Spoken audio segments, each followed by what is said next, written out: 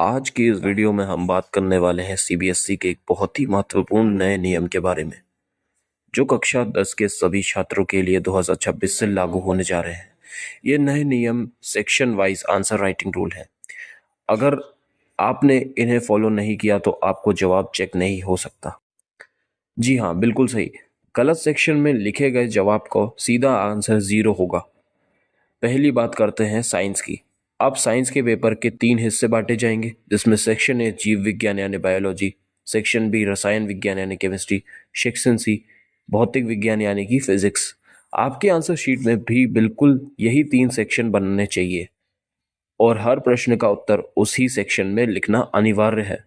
उदाहरण, अगर बायोलॉजी का सवाल है तो उसका जवाब सिर्फ और सिर्फ सेक्शन ए में लिखा जाएगा। केमिस्ट्री का है तो सेक्शन बी में, फिजिक्स का है तो सेक्शन सी में।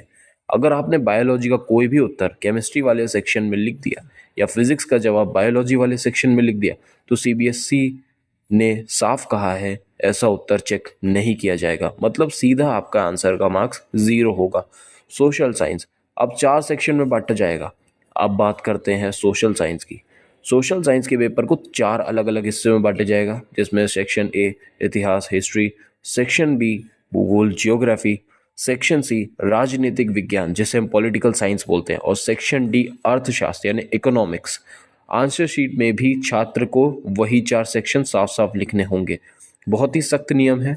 इतिहास के सवाल का जवाब सेक्शन ए में, भूगोल का सेक्शन बी में, राजनीतिक विज्ञान का सेक्शन सी में और अर्थशास्त्र का सेक्शन डी में। अगर आपने एक भी उत्तर गलत सेक्शन में लिखा, जैसे जियोग्राफी वाला पॉलिटिकल साइंस में या इकोनॉमिक्स वाला हिस्ट्री में, तो वो सेक्शन पूरा का पूरा 0 मार्क्स देगा और इस पर किसी भी तरह की रीचेकिंग, करेक्शन या रिक्वेस्ट मान्य नहीं होगी।